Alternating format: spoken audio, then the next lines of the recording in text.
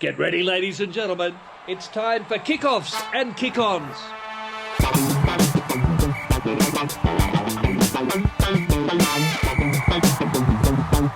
Yes, greetings rugby union public and welcome to the KOKO Show. Yes, it's kickoffs and kick-ons, the show that is changing the world, to be honest. Changing lives and changing Australian rugby.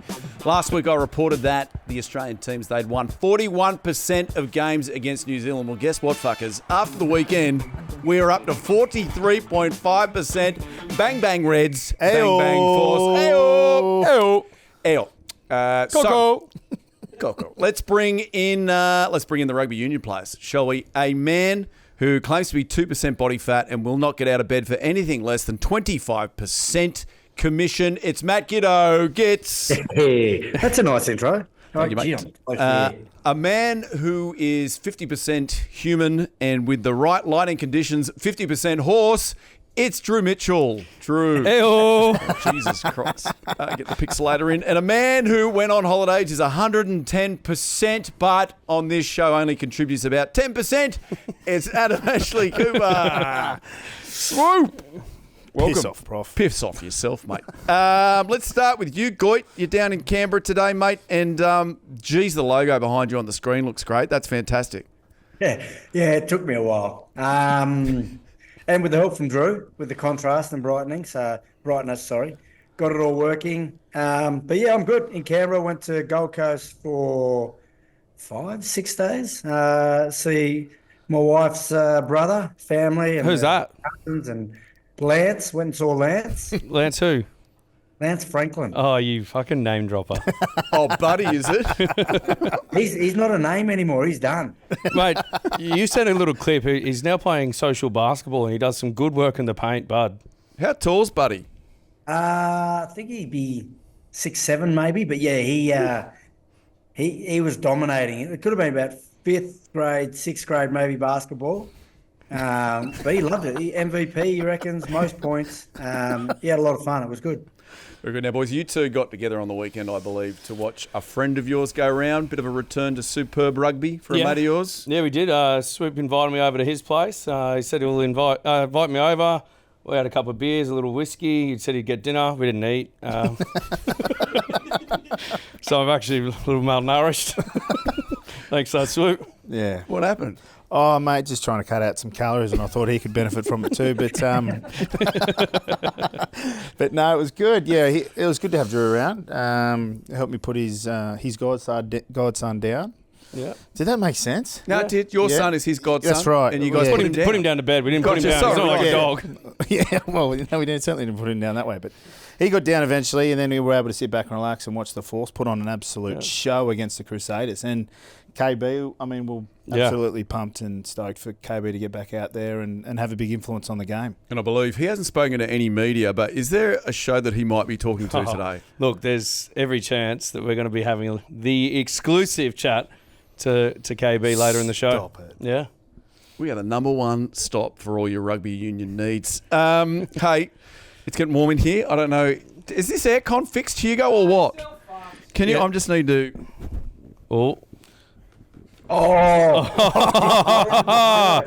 The thief. Oh, here he is. Is that Montclair? Montclair. It's just a cheeky $600 T-shirt. Yeah. You didn't buy that, did you? Nah, yeah, I did. Yeah. I got the receipt. Mate, there's one place you don't steal. It's China. Quick story, real quick. Swoop might have found an expensive shirt on In the its way packaging. to China. Oh, that's the one. That's the one. And luckily for me, it didn't fit Swoop. Yeah. And I stupidly put it in the wash with the tags on because I was going to flog it, but I forgot. Well, and also, just a quick one. We went to China as well when we were over in Hong Kong, over to Macau. We'll probably talk about that at some point in coming episodes, but Troy Hickox, he really sorted us out. Red carpet, didn't he? Did. I mean, it was deserted. Yeah. Is there... I don't know if he wanted to promote that. Oh, right. It's the day of the week. Hey, merchandise plug. You last week did it plug. We're on fire, aren't we? We got the giggles early today. I don't know what's going on. Who did the merchandise plug last time? You did Swoop, merchandise plug. Where can they get it? What's happened? How many have we sold? Well, you can't get it at all because it's sold out again. No, it hasn't. No, Oh, hasn't it? Oh. No, you can get it. You can still get it. Yeah, you can get it. Here we go. Just read that red there. Sure. The shirts are back in stock and are selling fast. They went crazy over the weekend, Prof. Let me tell you. Shirts went back on sale on Friday. Yeah. And they've been flying off the shelves. Link below to get them. Very Right good. here. Some bad news, though, for the thickies. We're sold out of the big ones, sold aren't we? out of the Jeez, thickies. there must be a lot of big Oh, fuckers the out big there. shakes. There's a lot of big fuckers that watch our show. Well, it's just because it seems like I bought a few. Won't need them now after I don't eat. Swoop doesn't feed me. Now, obviously last week, who did the socials? That was you, Swoop. Hey, Goit, you want to take the socials this week? Would love to. You can find us everywhere. We're TikTok, X, Instagram, all that stuff, YouTube. I know YouTube's different. Everything else, it's kickoff and kick-ons, is it? No, No, kick-offs, no. kick-ons. Listen, I don't know what's going on. You can follow us, but where do they find us, Prof? Kickoffs, kick-ons for everything except for YouTube, kickoffs and kick-ons. It's absolutely flying. YouTube, we're up to about 15,000 subscribers, so no plugs for me, sadly. And then Insta, what are we, 16.1, Ol? Give me a thumb up. 16.1. Well, the secret with that is if you follow us and subscribe, you don't have to search us thereafter. You know, we're in your timeline. Makes sense. Saving. Hey, Social Snitches. Now, a little member of the show last week pointed out that every single week it's Biv. Yeah. Good news for you, Biv. Yeah, nice. Feet up this week. Yep, the little man that pointed it out. Somebody has sent a doozy in about Goitan. Oh, you ripper. Please humour me on this. This is a little bit of a read. I timed it out. It's 2 minutes 22 if I actually read it correctly. So obviously, let me just get the goggles on here. Let me get the porn glasses on. Oh, mate, you could have had them out of the Oh, bag. no, I apologise. Okay, Nice. so somebody sent us this on our DMs. Goitan, get ready for this one. I have an embarrassing story to tell. Sorry, this is from Josh. I have an embarrassing story to tell and an apology to make to Gits. In 2011, I was an ambitious 16-year-old playing for my school's third 15 Belfast Royal Academy in a plate final against a rival school in Belfast. This is 14 years ago. As was very much the fashion at the time, I appealed to some of my favourite rugby players for some good wishes on Twitter. The usual sort of, hey mate, we are playing our plate final this weekend, can we get a good luck message, etc. As a passionate overseas Force and Wallabies fan, I got some great messages from the likes of Senator Pocock, Nathan Sharp, and some fella called Matt Gitto. Well, my appeal to Gits's generous nature met with success, and he duly responded with a good luck message. Thrilled to bits, I thought, fantastic, we're bound to win. Gits, however, obviously had his curiosity piqued, because I woke up the next day to a confusing series of notifications. Gitto Rugby has followed you, followed by Gitto Rugby has blocked you, followed by Gitto Rugby has followed you, followed by you have received a direct message from Gitto Rugby. Then Gitto Rugby has blocked you. So perhaps uncharitably, I had provided a running commentary on my Twitter account of some of the Wallabies games that year, including what I can only assume was perhaps an unfavourable review of Gits's performances. In my defence, I was 16, I love the Wallabies and just wanted to see them at their best. Possibly still hurt at his abandonment of my beloved Western Force, I may have slated Gits to all and sundry. Anyway, he sent me the following message, which I have screenshotted and attached below. Well, hold on here, Tommy. This will be the big finale. We'll bring up that message in a sec. I was so ashamed of myself that I deleted my Twitter account and disavowed myself of every criticising rugby player on the socials for all time. I couldn't even reach out to apologise to him as I'd been blocked. I buried my head, tried to focus on the game that weekend. Fortunately, we won 19-0, but despite the sweetness of our victory, the bitter taste of having let down my beloved Gits haunted me. In retrospect, it is fucking hilarious to think that Gits was sitting in his pants, scrolling through my 16-year-old self-tweets, got pissed, blocked me, then thought better of it, unblocked me just to send me a DM wishing me the worst, then promptly blocked me again. Let's take a look at the tweet now. Here we go. This is what he sent. Check tweets. Hope you get flogged in your game.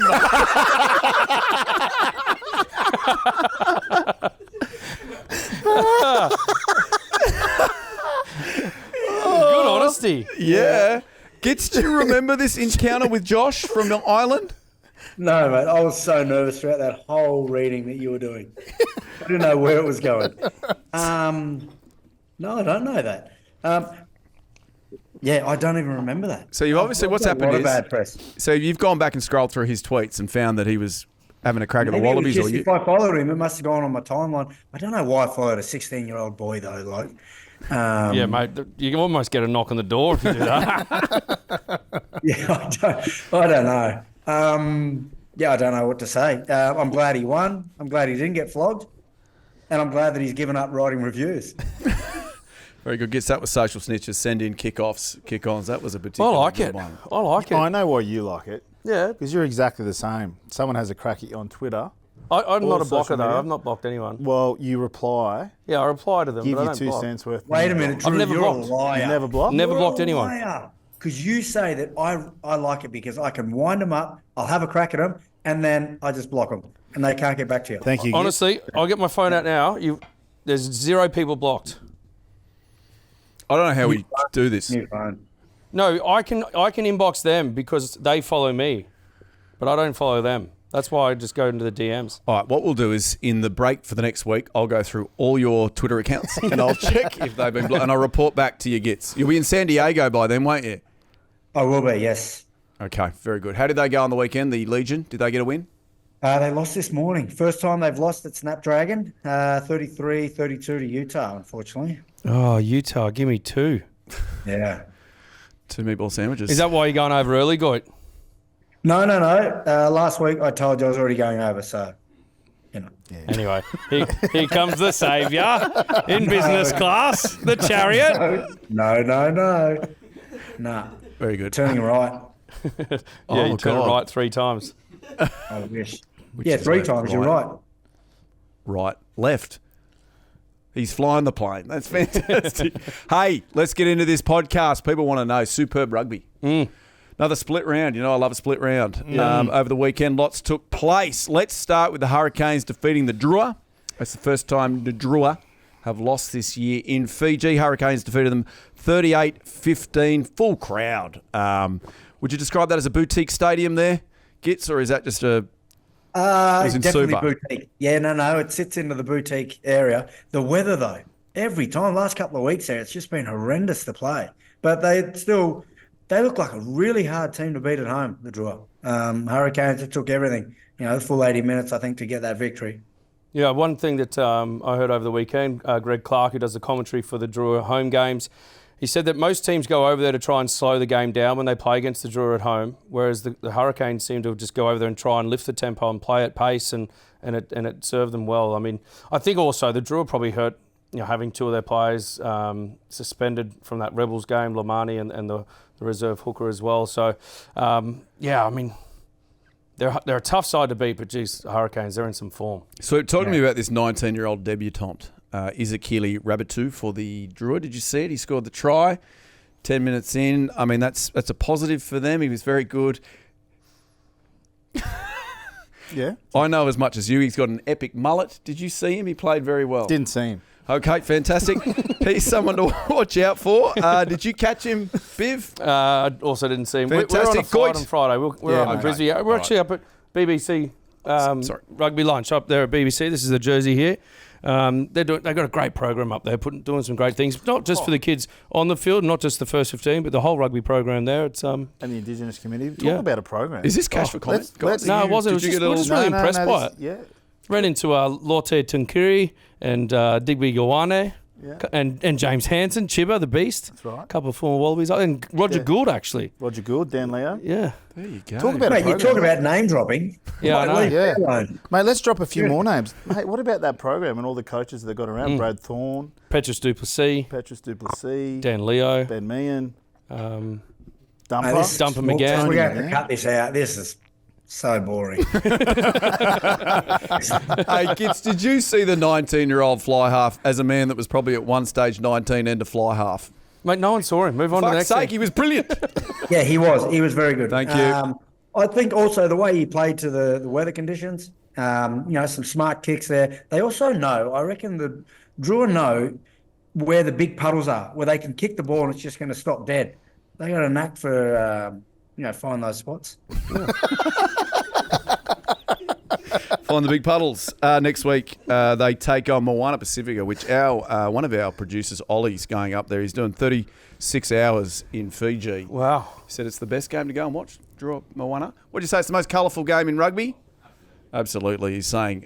So just avoid Ollie if you see him. Hey, Big news, though, for the coach of the Drua, Mick Byrne, who you obviously gave him a barbecue. We sent him a BeefEater, yeah. New Fiji coach, which is very exciting for him. Flying Fijians. He's going to take over the reins of the national 15-a-side side. So, I mean, Mick Byrne, we trained underneath him. He was part of the coaching staff at the 2015 World Cup. Mick the kick. He's obviously great with the skill stuff, but he's doing some great things with the Drua side, and that's been acknowledged to get the head coaching role. So good on Mick the kick. And how long do you pick a fight with him on Twitter? No, I like Mick the kick. Actually, I like all everyone involved in Fiji rugby.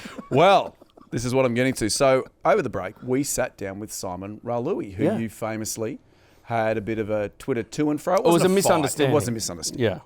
Yeah. And we have that chat available on YouTube. It's going to drop this week. So perfect. It was a great chat. I was there with you. I was a bit nervous going into it. Wasn't sure whether he'd accept the beer or throw it on me. But, it all went well. It did go well. He's a large man, and I understand why you were afraid, but it was a great chat. Make sure you check that out. Reds, 31 defeated the Highlanders Donut. Amazing. Absolute shutout. Yeah. And I want to quote, it was Rugby Pass here, and I like this. No McWright, no McDermott, no McWorries for the Reds. Isn't that great? Yeah. And if McDonald's want to sponsor us, Good shout. you know where to reach. Or McDowell's, either one. Swoop, did you catch this one? Yeah, it was a great turnaround from the Reds. We caught most of the second half, but we caught some highlights in the first on the way home. We're in the airport, back from Brisbane, BBC, lunch, very good. BBC. Well, Hunter Paisami was very strong through the middle. It's a weird one, isn't it? Yeah, that's what. Do they know about that? They certainly know about it. So that's what's in Swoop's Norp search. That old hard drive. It was a strong performance because obviously there was some concerns with two of their key players out. Like you said before, McWright, McDermott. But, no McWorries, Prof. I thought they defended really well in their own line. There was a number of times where the Highlanders were pressuring them, multiple phases, defending their line outs 5 metres out, turning them over and then getting out of their red zone. So, it was a pretty complete performance and like Swoop said, a good turnaround. I did like that a few times they cut to the naughty corner. Goit. I don't know if you're watching the coverage, and they cut to McDermott, who was dressed very nicely, and then McWright not so much. I don't really like his outfit. You said he was dressed nicely, but that big coat a little too big. The coat was too big, did you think? I think so. Did you like the beige colour though?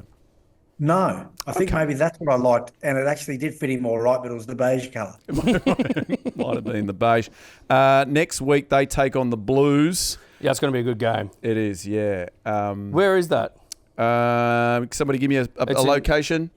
In New Zealand. New Zealand, Eden Park. Now, I wanted to... Well, I'll ask you about that in a sec. Let's move on. So, Saturday, it's at Suncorp. Sorry. Go on, Tommy. Tommy, you're an idiot. Blues 46 defeated the Brumbies 7. I guess we ask Gits. Why? Yeah. I feel like I've picked up the mocking genes from Drew. I picked so many in the Wallabies team last week. Went over there. I thought they started super well. Like the first 5 minutes, they made a nice break. They had an opportunity to score. The Blues scrambled well, but then from 5 minutes onwards, the Blues were just so dominant. Eden Park. Talk to me about playing at Eden Park. So you've played there a lot. Is it the worst place for an Aussie to go and play rugby? It's not the worst. I mean, it's a fantastic venue. The weather was terrible. The weather, yeah. I mean, it's always 50-50 there, and they can certainly play a role. But, I mean, it's just the conditions are that you're facing a hostile crowd. It's a tough travel. And you're usually up against some quality teams, whether it's the Blues or the All Blacks. So it's a tough ask. Yeah, that's the thing, right? Everyone talks about this Eden Park hoodoo like it's the field or it's the facilities. Like it's not that. It's just you're playing against bloody good teams when you get there. That's the issue. Like the Blues are firing. Like they've got X factor out wide. They've got guys that do the grunt work in the midfield and also within their tight five. Their set piece is solid. Like that's why it's so bloody hard to win at Eden Park at the moment and has been previously because they've just put out good teams. Couple of friends of the pods. See just one thing, Prof. Did anyone see that could have been their second try off the scrum play? It was just 8-9 hitting Caleb Clark flat right at the 10, like 2 metres out. I'm not sure what Noah or what anyone could do, but like that, he's just a beast. I know we had him on the pod last week, but he was enormous. I was about to say this. that it was a bit of a mixed bag for friends of the pod in that game, because obviously you had Caleb, who was dominating, friend of the pod, and then poor old Slips, friend of the pod. So yellow card, got the cheese. Yeah, saw some cheese. It's probably a bit of a tactical bit of experience for him just to get a 10-minute break. Is he still in your Wallabies 15? Is Slips still in there, boys, at number 3? Yeah, you can't change it after 1 week. Like I'm not a bandwagon man like yourself, Prof. I stick solid. No, he's bang on. That's his bandwagon, which is why I go for the Force now. Good on them. And by the way, last week we did do the Wallabies 15. We picked halfway Wallabies based on, your expertise, but also what's taken place in the superb rugby so far. Mixed reviews. Yeah, but it's always going to be the way. What do you mean mixed reviews? Talk to me. What's the feedback been? Apparently you're a Brumbies hater. Oh, you're kidding. Yeah, a lot of people saying why I love the Brumbies. I lived down there for 8 years. But we then still you left, Swoop. There's a way you left. Apparently also we're Rebels haters, but we got 2 Rebels in there. Yeah, we got the Bomber. The Bomber and Kellaway. Yeah, it's difficult. But what I want to say, guys, at any stage, if you wanted to swap someone out, obviously Gits isn't swap and slipper, etc., etc. I can bring the whiteboard back in, and we can make an exchange. So it's a fluid team. It is until the Super Rugby final. That's right. So nothing's locked in. So if at any stage you want to make any changes, go for your life. All right. Hey, Force 37 defeated the Crusaders 15. First time in 11 years the Force have beaten the Crusaders. For the Crusaders, they could go from premiers to wooden spooners, which has never happened in the history of superb rugby. What do you reckon? Will they be the cellar dwellers? Well, I think you can probably put a line through them in terms of playoffs this year. I mean, even though you can literally trip over and make the finals and top 8 in a 12-team competition. But, I mean, it was just more the way it looked like they just had no answers to the Force. Like once they kind of got some dominance and started to get a bit of, clear air on the scoreboard, the Crusaders just looked dejected. They looked like they didn't have any answers, Swoop? That's right. I mean, you could see by the body language. I mean, the defence of the Force was outstanding. They were getting off the line for 80 minutes with some really good line speed, good connection. They were playing on the edge at the defensive ruck, but all just playing like the menace that they played at the ruck had a big impact on the game. And like Drew said, like the Crusaders struggled to come up with the answers. You could see that they were trying to play with the football, trying to use the width, trying to get it into the attacking hands, but the Force were just, smothering them in D. Like it was a huge effort. Yeah, gets Sam Carter and Kurtley Beale into that Force side. Could this turn their season around? Well, I think so. You hear any of the comments after the game? Not so much. Obviously, the big talking point was Kurtley Beale coming back. Sam Carter, he added a lot to the team, but a lot of the questions were around Kurtley, like how did it feel out there, what's he like? Every player came back with his ability, how much he talks, how much confidence he gives the guys. Communication, like throughout that game, will only help everyone on the team, but I reckon it'll make Ben Donaldson's game go to another level. Yeah. I thought he played really well. Having another ball player outside you that can give you that voice, so you don't really need to look any further out. You just look what's in front of you and then trust your voice if you've got someone like Kurtley outside. So, I think they're going to make a huge difference. That's the biggest thing for me. Like, I think there were a lot of questions around Kurtley. 12 months out of the game, everyone was questioning what type of impact he'd have. Was he thrown in too quickly? Has he still got it? Has he lost speed? The one thing you can't measure is the impact that he has with his voice. Like, absolutely loves controlling the boys around him, has a lot of experience to share. And in the moment, there's no one better, particularly when KB's on.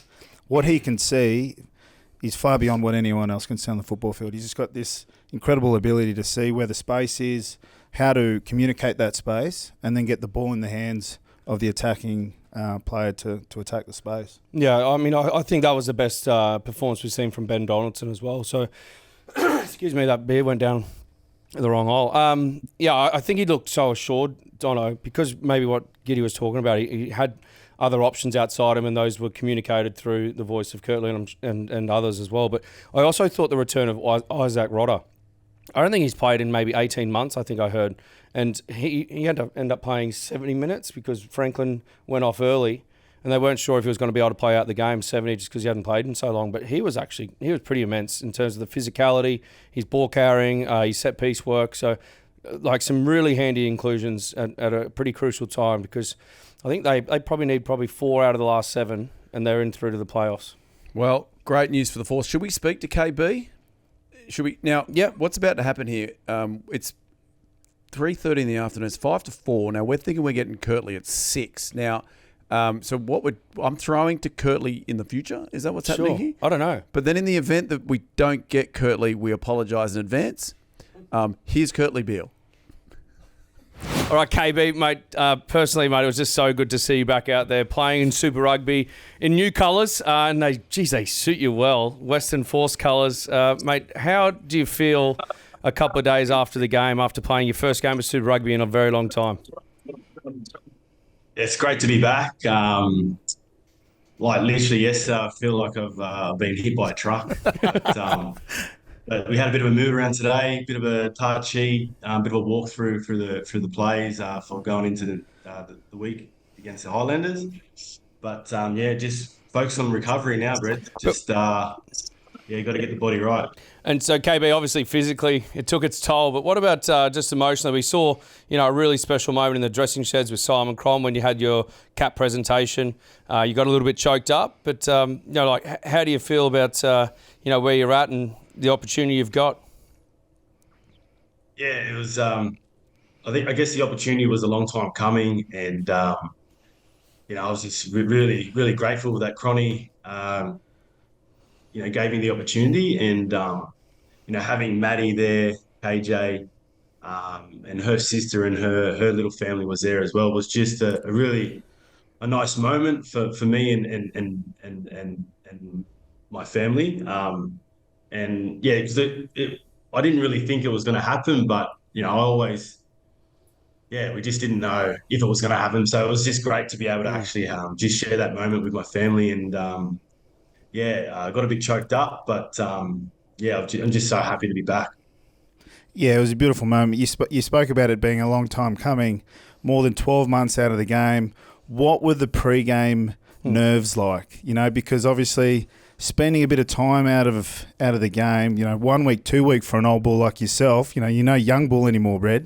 It takes its toll. How were you feeling in the lead up to that game? What were your focuses? What was your mindset?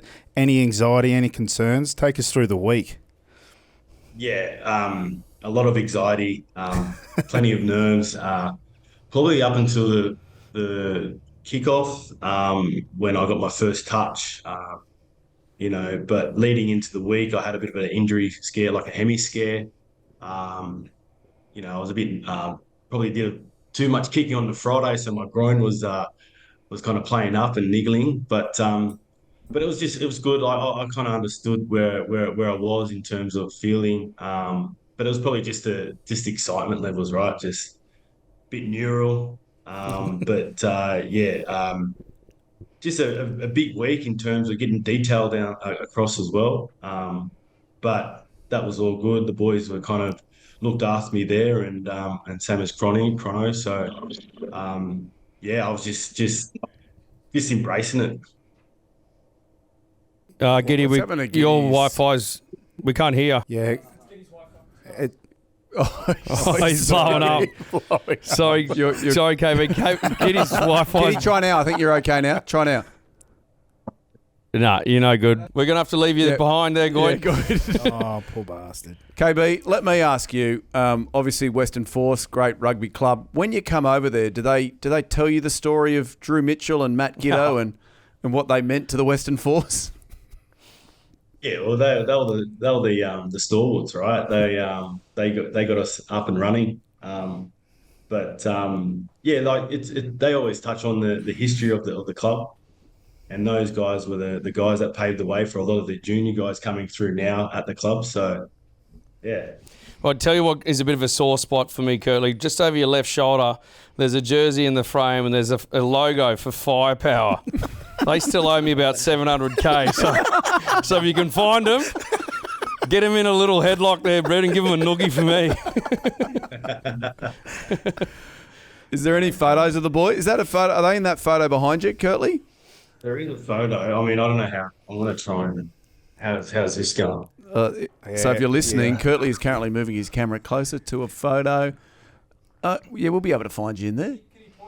Can you put something? Oh, just put your For the frosted tips. I think you had frosted tips back in the yeah. day, Just didn't you? point your finger on where we are. Where's? Oh yeah, who's that? That's Giddy. And there's Drew. Yeah, good long. A lot of peroxide in the hair there. Lots of peroxide. Matt Henjack in the middle as well with plenty of peroxide. KB, just talk to us about the actual footy when you're out there. Obviously, we've touched on it. You've been out for a little while. Like, what was the speed like? What did you feel? How did you feel sort of being in the moment? Yeah, it was challenging. I thought the physicality of the game, like it's quite brutal.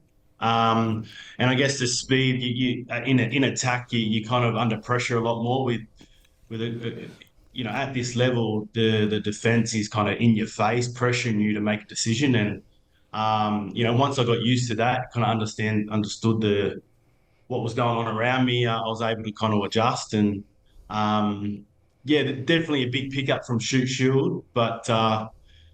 Like once I had my first touch and first involvement, I felt like it all came back to me. Billo, swoop, mate.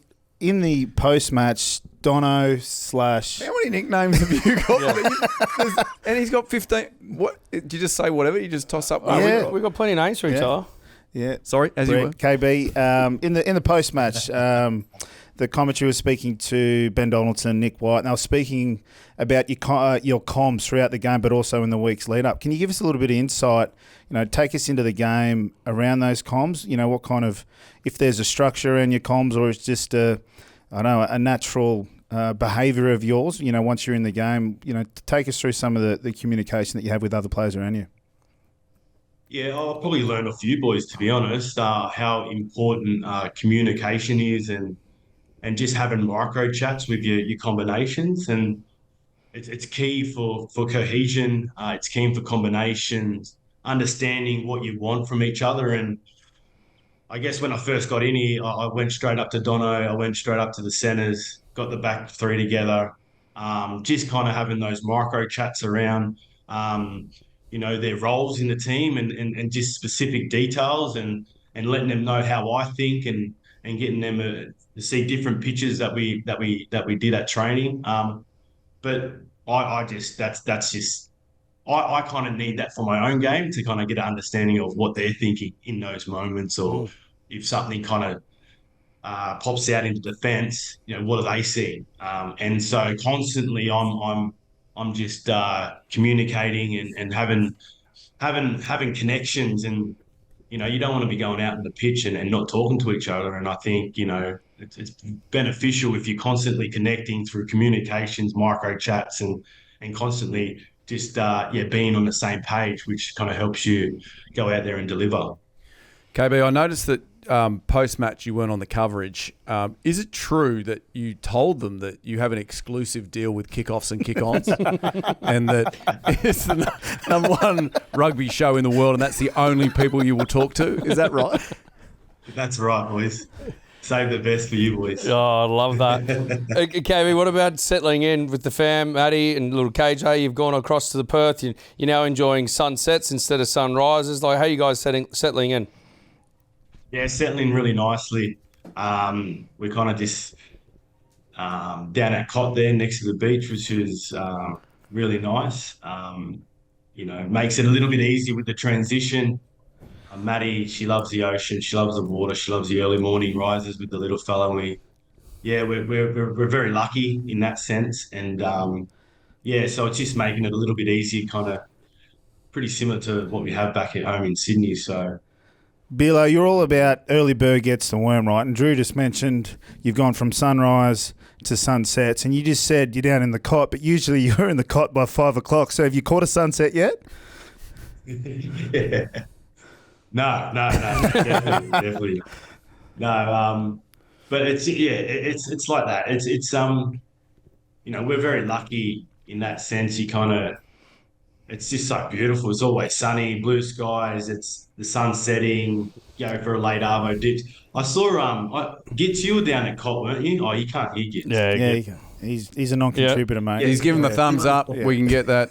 He can't hear you. He can hear us though. Yeah, he can hear us. Yeah. No, but it's beautiful down there, mate. I'm working myself up to do more ocean swimming. We've just got to try and make sure that there's no sharks in the nets down there at Cot. Honestly, you can't go too deep out there at Cottesloe in WA. The water's that cold. Great white sharks are just lurking. They'd love you, Ben. No, I'll look like a seal out there. Well, I didn't want to say it.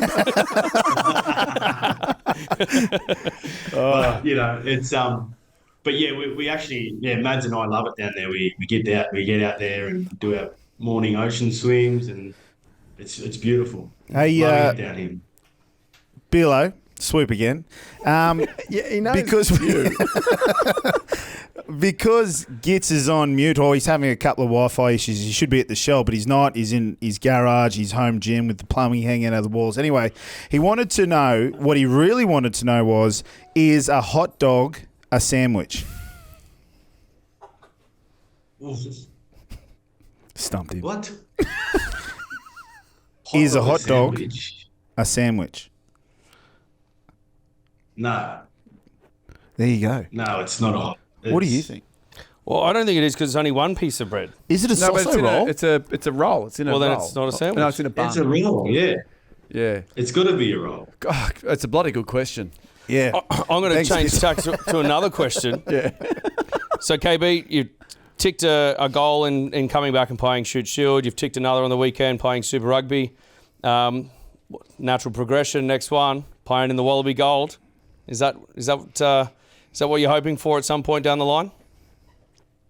Yeah, for sure, mate. I guess I've kind of spoke to you guys about it, you and Swoop, and get to that fact. Just my ambition to be able to achieve a few more goals in the game. I think, sitting on 95 caps at the moment, to be able to get to 100 and be the first Indigenous Australian to be able to make it to that illustrious club would be an absolute honour and a huge achievement. But I understand there's a long way to that at the moment. I've just got to make sure I'm playing my footy here well at the Force and doing my job and having the impact and influence that I know I can, and consistently doing that. I think the big word is consistently. And if I can do that and make sure the body's going good, then I'll give myself every chance. So, it's kind of part of the purpose of getting up every morning and making sure that I'm doing everything I can to achieve that. But I understand, it's a day at a time, week at a time, game at a time process, and I'll just put all my intentions and effort into that, and hopefully I'll be able to give it a crack. Beale, swoop again. Mate, you just said, and we'd love to see you back in gold. There'd be nothing better. But we've got a whiteboard here, and it's called the Halfway Wallabies. Now that you've been on the pod, you are now a friend of the pod, which means we could slot you in if you want it early. Where are you if you want it putting him? early, mate, we've got you. You want some?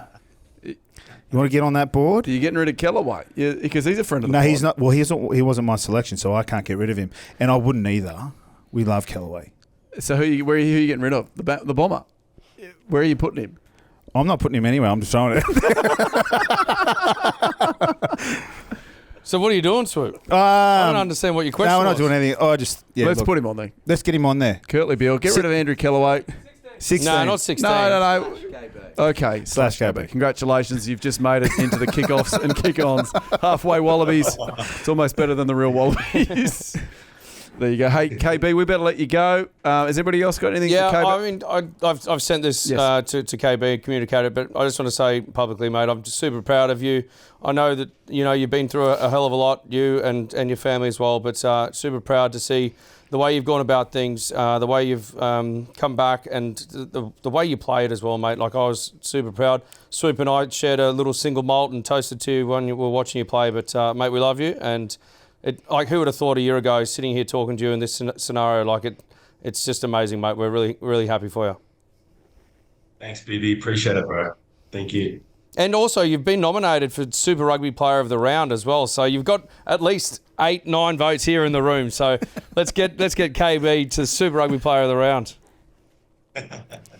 Thanks, lads. Appreciate it. Thanks, KB. We'll let you go, mate. Go well against the Highlanders. Oh, you should pump them. Yeah. Jesus. Yeah, get over to Dunedin and pump and bread.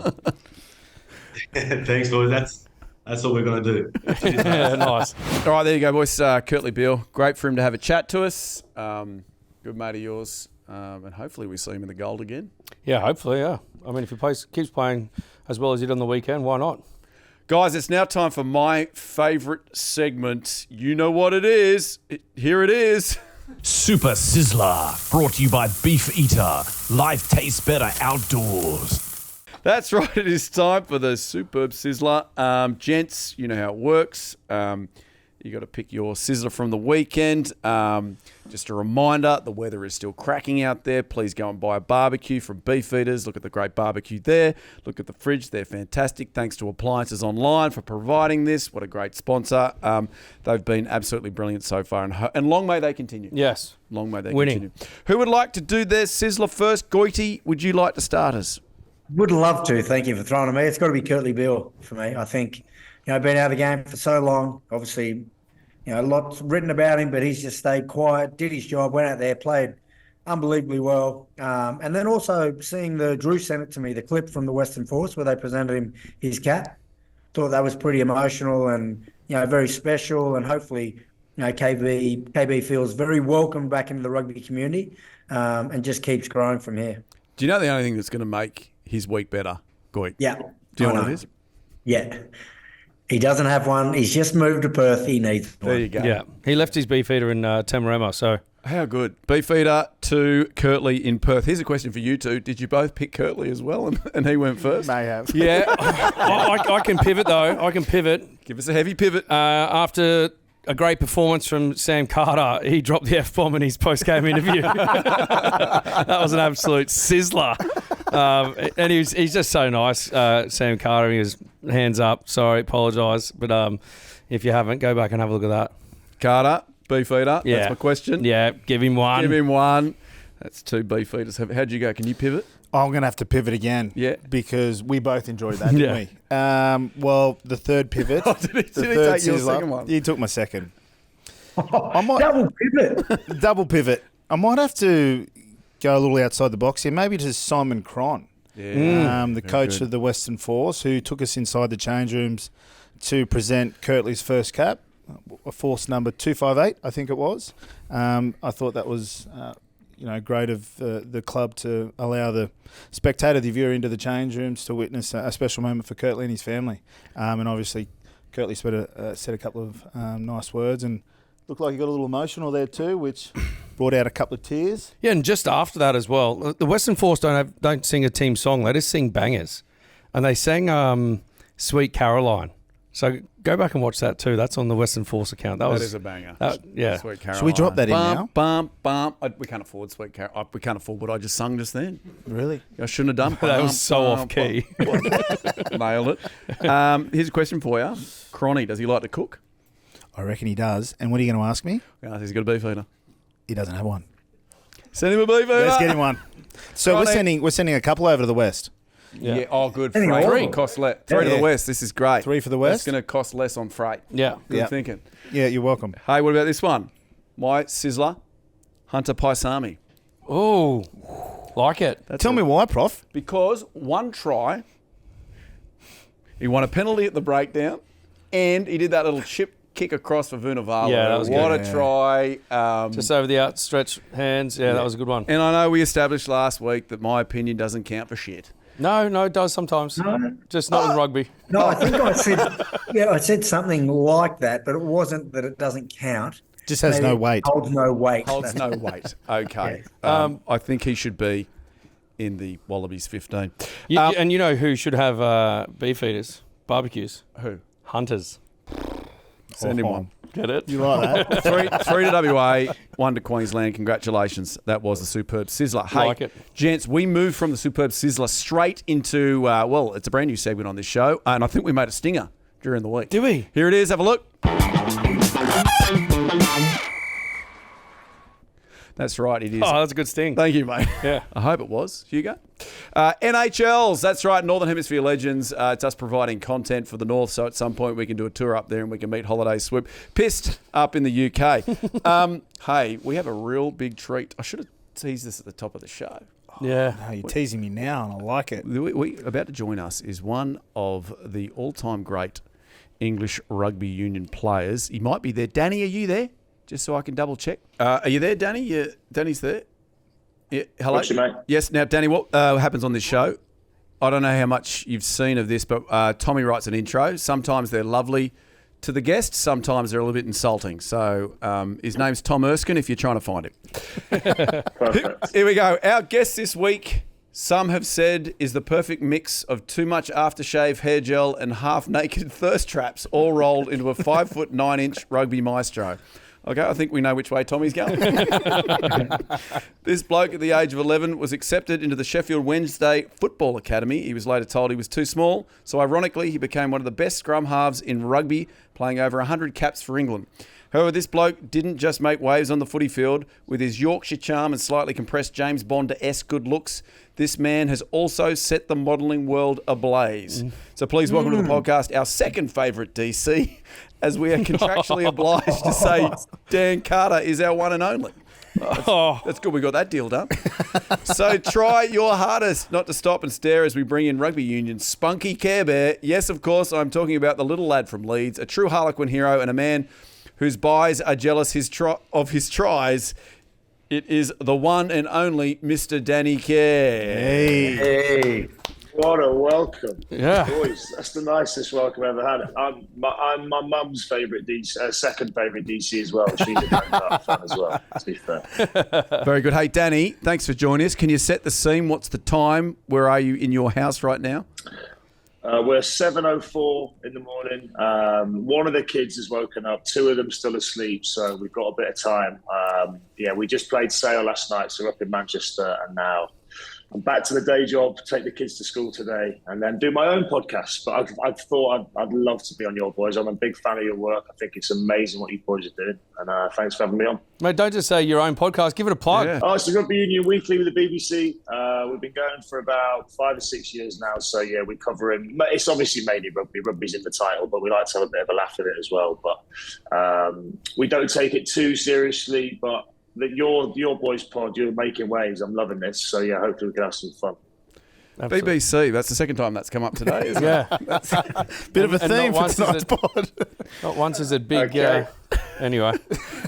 Danny, we do a segment called NHLs, Northern Hemisphere Legends, just trying to cater to our friends north of the equator.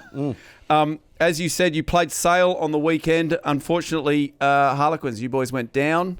We did. What's the story? Danny, can you tell us? I don't know if you boys are watching much Premiership this year, but it's as tight as anything. So I think 10 points separate second and eighth. We've got 3 games left to try and get in the top 4 to get into the semi-finals.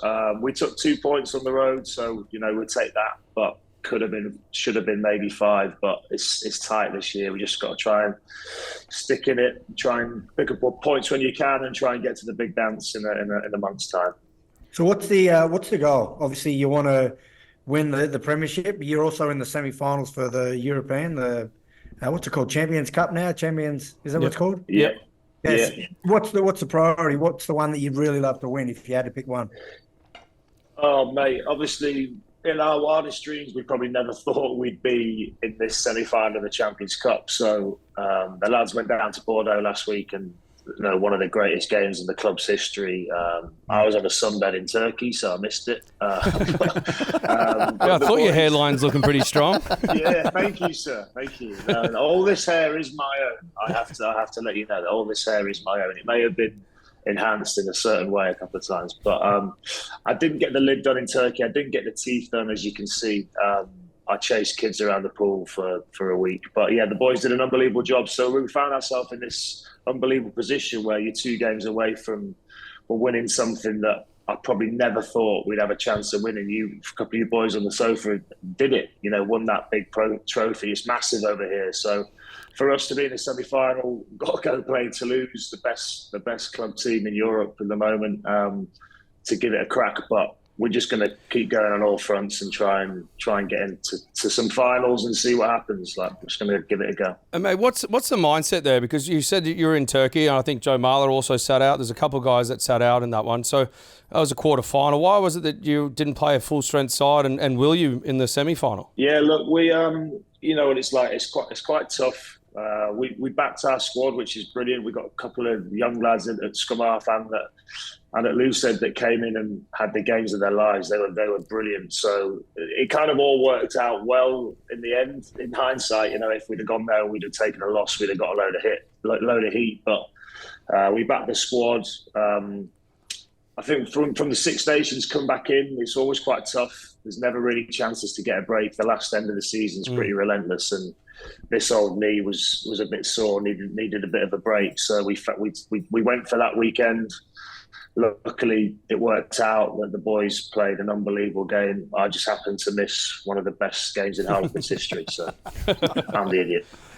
Hey, Danny, let's change tacks here for a sec.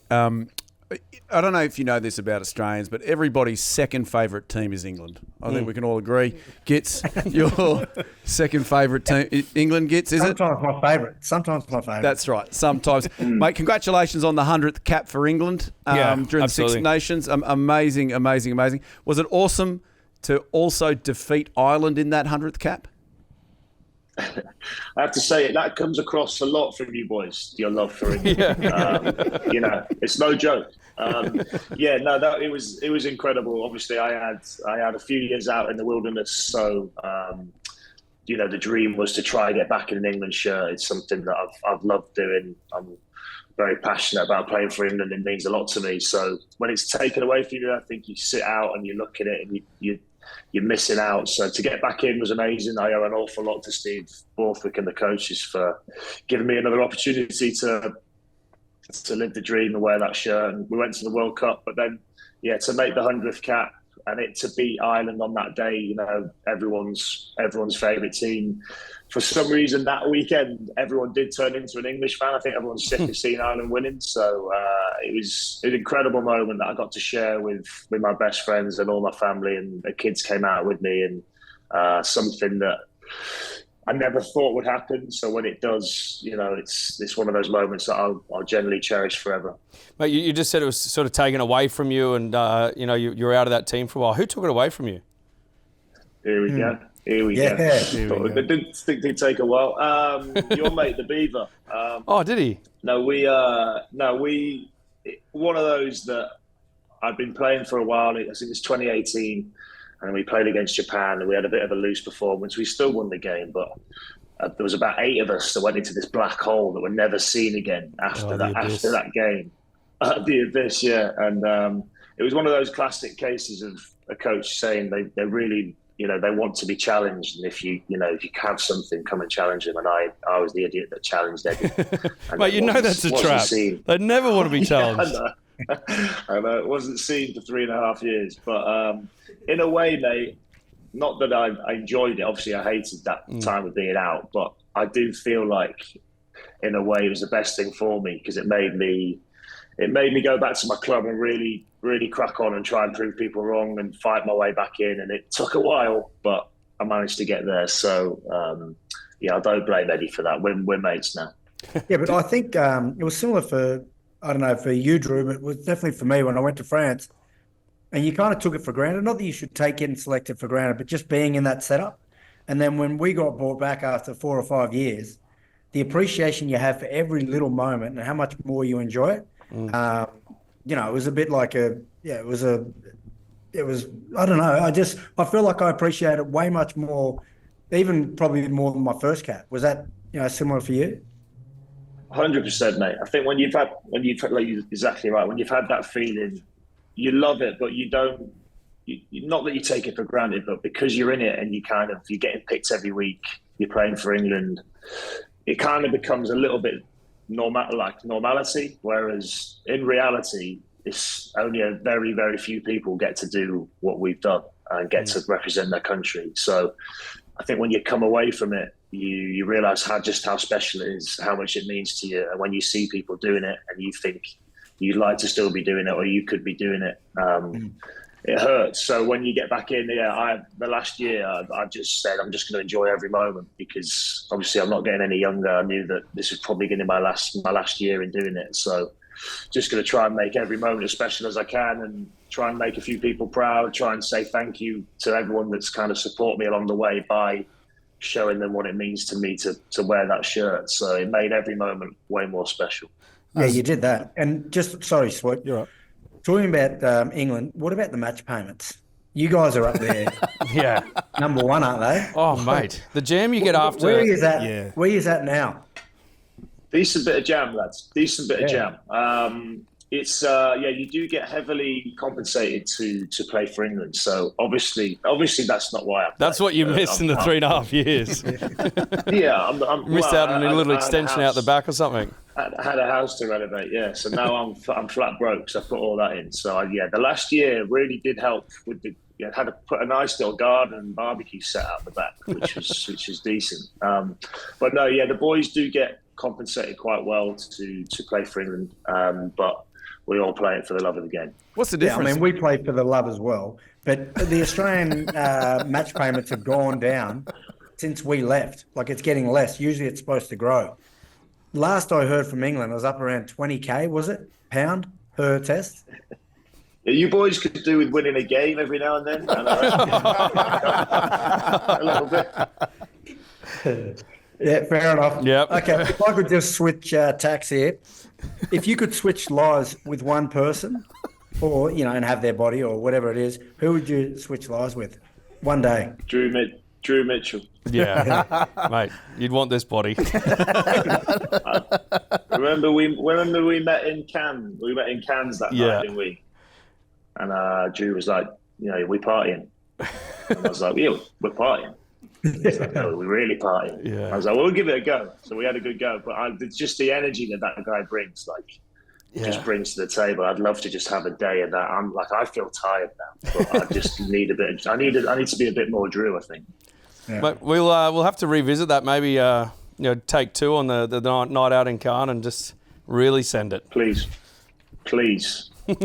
DC, you retired from international football. Quins, is this it? Is this your last year? You're the most capped Harlequins player. I think 370 odd caps. Outstanding effort, mate. Says a lot about you as a player and as a person. What's next? Is this your last year? Have you got a few more left in you? What's the future look like? Yeah, I've just signed on again for one more with Quins. Nice. So We love one I don't more. feel like I'm. Yeah, one more. My last 4 years have been one more, so it's quite fun. I've been doing my own contract as well at Quins the last 4 years, because me and the guy that the money guy there, he's gone from he was like an academy strength and conditioner to a stats man, and he's been there similar time to me, I think about 18 years. So it's quite funny doing it with him and just making up that I've got offers in France and Japan just to boost the deal a little bit. And it worked this year. It did work this year. So we've decided we got one more on the table. And I still feel like I'm enjoying it. I always said I'll never stop if I still feel like I'm enjoying it and I feel like I can help the team, and I still feel like I can do that. So I still love it. I want to play one more year and then get out. Mate, I agree. I reckon retiring's a little like the pub, like we're trying to leave the pub anyway. One more. You, just one more. Not maybe for normal people, but for you, you're 15 more. Then head back to mine. We're drinking in our hotel room, and then I'm spewing everywhere. Hey, Danny, I wanted to commend you on your TikTok work. Here we go. No. You and your missus during lockdown. Lots of dances. Yeah. Oh, yeah, that's right. Yeah. I'll be honest, I wouldn't have got through COVID without it, mate. So thanks. Yeah, you're welcome. I like to think we kind of cracked TikTok before TikTok was cool. I was one of those guys. We did it. We didn't do it for the followers. We missed out on that, but we had a bit of a laugh with it, mate. We were so bored. We couldn't do anything. Yeah. Obviously, over here, you've not got much space. So, we started dancing. And dancing led to a couple of other things, so I was happy. But I wasn't great at it. The missus is a lot better than me, but we had some fun with it, and now it's caught on. So I'm a bit of a trendsetter. What about Strictly? Would you do Strictly? Strictly Come Dancing? I think that's it's a tough subject in this house. I think because most most blokes that go on there end up playing up. She's not too keen. Yeah, she's not too keen. I think that says a lot about her lack of trust in me. But yeah, I think it's the correct decision to probably not go down that route. Because it's come COME, right? No, because I haven't seen it. Is that right? It's called something else here. Dancing with the Stars. I also want to ask you about your testimonial, because you talk about dancing and you obviously chose The World's Greatest Showman. I was watching this. Have you guys seen this? So Danny had his testimonial. Is that where you fill your pockets, Danny? What happens at your testimonial? It was an opportunity to raise some money for some incredible charities. Oh, no. Yeah. No, sorry. Good answer. Oops. It is something they do really well in England. Like if someone's had a storied career and they've given a lot to the club or to the country or both, whatever it might be, they do a testimonial where people come in and basically it must just be really inflating your ego throughout that night, because they just say some great things over the course of Danny's career in this instance. But it's just a way to kind of really tip your hat and say thanks to someone who's given so much for a long period of time. And it's not just Danny. In Danny's case, would be his partner and his family as well, an extended family. It's just something they do to get around players really well in the UK. Danny did this amazing opening, which was The Greatest Showman, and it was like a 3-minute song and dance. If you get a chance, go on YouTube, have a look, and then Danny comes out at the end and sort of in the last 15 seconds and has a little bit of a jig, bit of a dad dance, and then A little bit. throws the hat. It was elaborate. Was that your idea, Danny? Yeah, no, I'd like to think that I try and be a little bit different. And we had this idea of doing something a bit fun, and we got this amazing dance group in that they're incredible. They did everything. I just came out for 10 seconds at the end and threw a hat and pretended I was the greatest showman. But yeah, as Drew said, it's obviously. It's one of those, it probably shows that I'm so old now that my testimony was 4 years ago. You normally do it when you retire. But well, you did say it's been one more for 4 years. Yeah, or maybe enough time has passed. I can do a second one and just slip under the radar with another one. But yeah, it's obviously you get awarded it for. It almost shows loyalty that you've stayed at a club for a certain amount of time, and it's the first time I think in my career where you hear people say nice things about you, which is a bit strange. So. But everyone showed up, supported it massively. We had two dinners. I raised loads of money for some awesome charities and paid for my patio as well. Yeah, perfect. Now, Danny, we are conscious of time here. I do like to ask our international guests what it was like playing against the three blokes on this show with. Who was the most dynamic? Who were you nervous of going in? Who was the most lippy? Which one? I mean, I played against peak these three. So these three were incredible. Like, without blowing too much smoke at their arse. No, you can if you want. Yeah, okay. Incredible rugby players. So skillful. Like, obviously, I think I'm only a couple of years younger, but lads that I watched and go, wow, I love the way these boys played. Love the freedom that they played with, how happy it looked, how much fun they looked like they were having. I'd have to give Adam, your dive is one of the nicest looking dives I've seen. Gits, yours is close. Drew needs a bit of work, but Adam, the way you dived over the line was one of those. Well, I like to think of myself as a good diver for tries, but in you three, you've got three of the very best. Aesthetically looking when you go over the line, but obviously three world-class players and even better blokes. So. Yeah, I'm delighted to be on this show, and it's great to see you boys doing so well.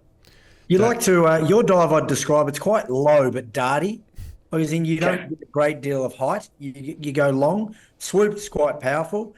Drew, you're generally streaks away from anyone, so you like to put it down, do the lawnmower. No, I like to do the dive, but then get up, prop up real quickly. That was you do like that? Yeah, the little prop up afterwards, or maybe a bit of a knee slide. But yeah, I mean. When you're carrying guts like I am, you don't really want to jump too much. Now, Danny, we are running out of time. We are conscious. We've got about 3 minutes with you here, don't we? Yeah, all good, mate. All good. So let's do real quick. we've got a type 5 here that we like to do with our guests. It's 5 real quick questions. You give quite quick answers, and then we hope that this is something that we can put on social media, get clicks, get sponsors, and we all survive. Let's start. Here we go. Question number 1. Danny, can you please explain to us how you put down your amazing physique to cookies and saunas? And do you think nutritionists are full of shit? Yes, I do. I believe everyone's different. Eat what makes you happy, what makes you feel good, and you'll feel good, play good, look good. That's it. Very like good. It. Question number 2. In an impromptu video with friend of the show, James Haskell, you said that if you could be anything else, you would want to be an actor. Which actor would you be most like? Oh, good one. Do you know what? Colin Farrell, I saw him. He's doing one at the moment called Sugar. Sugar, yeah, I'm watching that too. Apple TV, yeah, decent. And I just think me and him, like, we've got a lot of similarities. I think me and Colin would get on very well off the pitch as well. So very good Colin answer. Farrell. Colin Farrell. Question number 3. It has been well documented that one of the first things you pack on a trip is hair gel. How much would you spend per year on hair gel? And also, are you a firm hold or a mousse guy? Very humble. I'm a very humble spender when it comes to this. It's VO5 matte clay. It costs me about £5 a pot, and it's probably lasts me a couple of months. So you're looking at 5 a year. You're looking at £25. That's all it is. Wow. Very good answer. He's all over it. Question That's number 4. From all answer. accounts in the England squad, you have the voice of an angel. What is your go-to karaoke song? Lean on Me normally, but I went with My Girl for the 100th cap, which went down a tree and actually dedicated it to the wife, which really helped. Oh, well, go on, Big Danny. Give us one. Give us one. I got sunshine Yes. on a cloudy day. There we go, boys. Very good. When it's Danny. cold outside. I got the month of... No. Last question. You have done many underwear modelling shoots. Do you feel more comfortable in front of the camera, clothed or naked? Tommy wrote these. Tommy, what is wrong with you? Naked all day. Same as the boys on the sofa. You got to get it out. Get the budgies on. Get it out. Give the people what they want. Yeah. Hey, very good, Danny. What are you saying? Just off that, Swoop did an underwear shoot once, and they wrapped it around with Tip Top. a piece of bread, wasn't it? White bread. Yeah. Cut the crust off and 2 slices of Tip Top, and you mould it to your package. And that way it doesn't show any type of outlining of your piece through the jockeys. I did a shoot for Jockey years and years ago when the rig was in shape. But obviously just didn't have enough package. Yeah. Mate, you Bit know of bread. package. You didn't have that, Danny? No, I'm substantial down there. For a I actually have the package to boot. So, yeah. Very good. Hey, Danny. Well answered. Very good answers. Very good answers. And thank you for joining us. Just before you go, we had Joe Marler on the show. Obviously a very good friend of yours. Is he the funniest bloke in rugby you've ever come across? He's the most unique bloke in rugby I've ever come across, I think. Generally doesn't give a shit what anybody thinks about him, which I admire him for, because there's not many people like that. Like, he's got no airs and graces. He doesn't care. He's just himself, and he'll annoy people all the time. But yeah, he's a big softy at heart. I think that's what I think you need to know about Joe.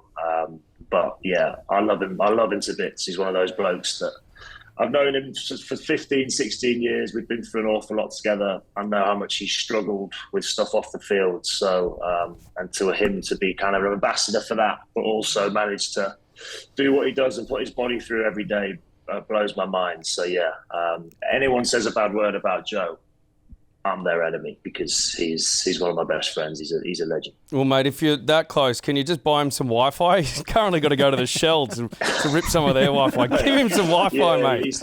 He's tight. He's tight. That's why he's got so much cash. You know, the rich just get richer, don't they? All those things. Hey, very good. Danny, thank you so much for joining us. Good luck with the rest of the season. Thanks, Hopefully mate. Cheers, boys. You win both, and we'll chat to you shortly. Thank you, Danny Kerr. And we'll see you for round 2, mate. Yeah, we party. There you go. Hey, one of the great gentlemen, Danny Kerr. Yeah. What an absolute legend. What a gent.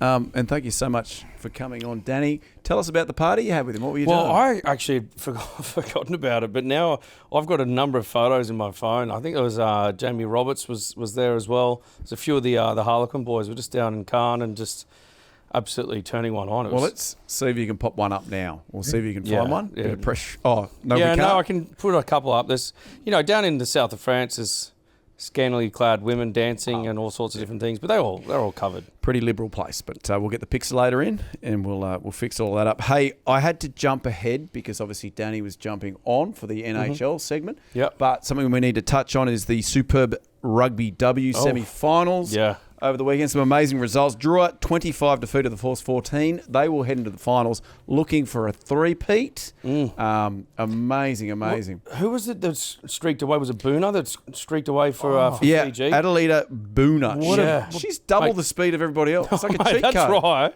It's almost like it was like I was watching it in fast forward. Yeah. I mean, Gitz talks about Goit. She's beautiful game. magic that running Goit. style. Hey, she's and gliding. diving. Yeah. One of the great divers. Yeah. You know who else can dive? Who? Swoop. Swoop can dive. Ask Denny. So they go through. Then obviously the Waratahs 47 defeated your Brumbies. Gets 27. Yeah, it was pretty close. They got it back to a single digit there. Like, I don't think the score really reflects the game. I thought the Brums fought pretty well. It was a big turnaround from the first time they played, the Waratahs, but unfortunately they couldn't get it done. Desiree Miller got a hat trick, which is very good from her. And Maya Stewart double. Also, Kaylin House, the young 17-year-old fullback, she's just looking better and better every time she goes out and plays. So it's going to be tough for Joe Yap to pick a Wallaroos team moving forward. Some Absolutely. And that's 2 p.m. next week at Ballymore. Waratahs v Drua. Get your tickets. That will be an absolute... Ballymore, one of the great spots. Ballymore. Sorry? Does anyone know why that's at Ballymore? Like, one's from Fiji, one's from Sydney, New South Wales. Well, they had to lock in a venue before they knew who was in the final. But, I mean, obviously not ideal when like the Queenslanders aren't in it. But well, they weren't even in the semis. Yeah, well, like I said, I think they just had to... For the men's Super Rugby, isn't it the team that finishes first gets the home final? Yes, that's right. Yes. True. So why did they have to lock one in? Well, I'm not saying it's right. I'm just saying why. Yeah. Okay, yeah, well, I think it's wrong. If you are the person that made that decision and you watch this podcast, please write in and explain why you made that decision. Please explain. I don't like it. Hey, on that... I don't like anything. Good song. Pauline Pansdown. What a tune. Hey, Women's Six Nations, while we are touching on the women's rugby, England 88 defeated Ireland 10. Wow. Swoop. You were all over this. 88-10. Yeah, all over it. It was an absolute bloodbath. Yeah. The women's... Red Rose, more like the Red Room. The Game of Thrones. Put an absolute clinic on. Almost felt sorry for the Irish girls. Almost. Yeah, but you know who knows more about the game than me, That Prof? game? That Yeah, game? who? Tommy. Yeah. Tommy Erskine? Doesn't only do our intros. Yeah. He actually watches the women's Six Nations.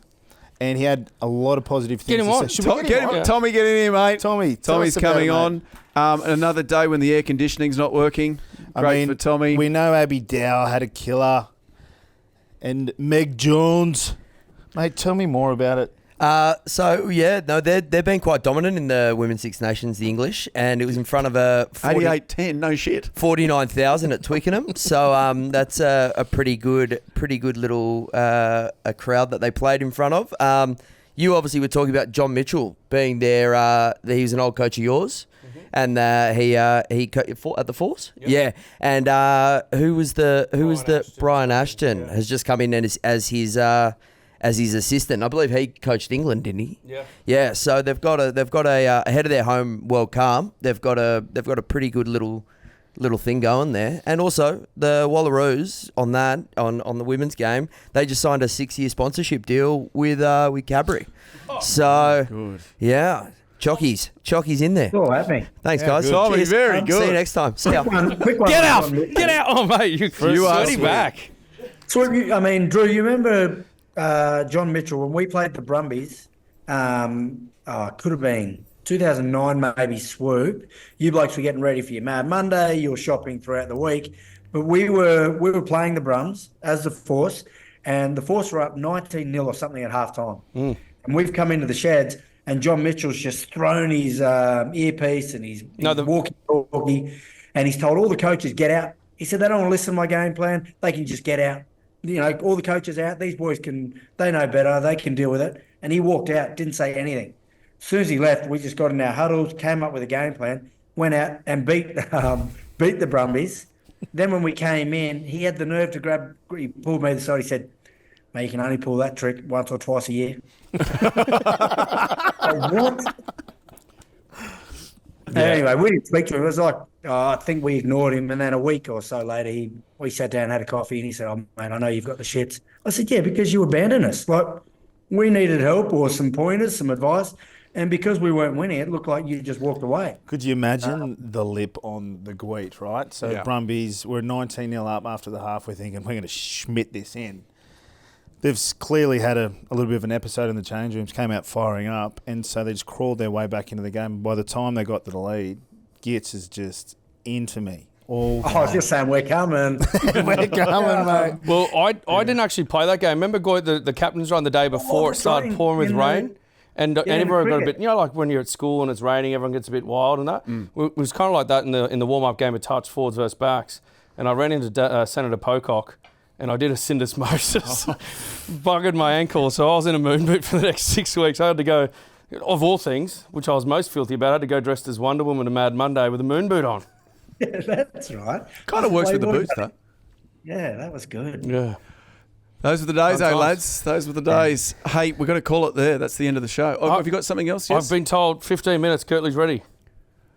Okay, very good. So I think now in the edit, he will drop back into later in the show. So you might have already seen Kurtley. And if you have, hopefully it was a good interview. If you haven't, then look, I'm so confused. Have I seen Kurtley yet? You haven't seen Kurtley yet, but you're about to. And I think it was a really good interview. Maybe. Anyway, that was the show. At Kickoffs, Kick-Ons is where you follow us everywhere except for YouTube. At Kickoffs and Kick-Ons. Just a reminder, merch is available. Go to the link at the bottom here, Budgie Smuggler. I think we'll also put it on our Instagram profile. So you can click, quick little link. Click there. Always so wonderful to see you, gents. Goit, good luck in San Diego. The next time we talk to you, you will be across the pond, my friend. I will be, yep. It's sad, but it's time.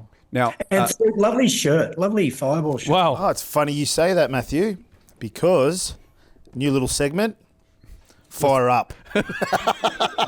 So we like full transparency, full disclosure on this show. Mark Gasnier segment. We fire up. Gaz on. He'd love to be a part of this. So full disclosure, Fireball sent us a bunch of merch and a bunch of booze. We're going to do a shot here with the hope that they send us cash. Is everybody okay with that? We're doing a shot via the shot ski. The shot ski. So, Fireball, if you are watching or listening to this, we could do a segment called Fire Up. And each week, maybe it's Swoop telling somebody to fire up. Maybe he's making a phone call from the back of the cab. Fire up. Maybe not. All right, so basically, if you listen to this currently, we have... is this an alpine ski? What are we looking at here? Is that a freestyle aerial ski? Yeah, it's certainly one built for more agility. Certainly no speed in that. But however, we need... Yes, four blokes. So to finish the show, sorry, Goit, you would be doing this, but to finish the show, it is a thanks to Olivia at Fireball who sent us all this stuff.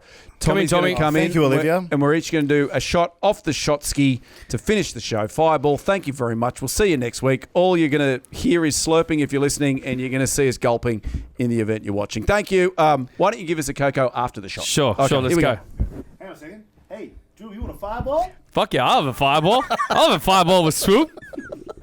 Come on. No spillage here,